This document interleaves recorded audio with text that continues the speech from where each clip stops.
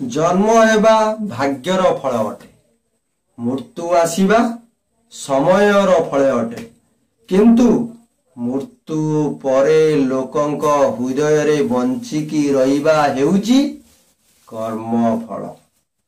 नमस्कार मोटुकु भाई आजिर अनुचिंता ता पूर्वरु आम भिडियोटी जदि भल लागिला दयाकरी लाइक सब्सक्राइब शेयर करने को भूलिबे।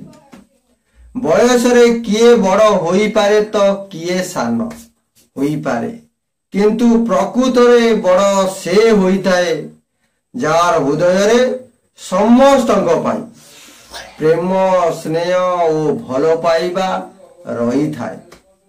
समय केबे भी काहाकू अपेक्षा करि न थाए, आमको समय सहित ताल देई बंचिबाकू पड़ी थाए। सर्वदा मने रखंतु जदि बंचिबारे अछि कहा दयारे नुहे बरं समस्तंकर आशीर्वाद रे ही बंचिबा। जय जगन्नाथ।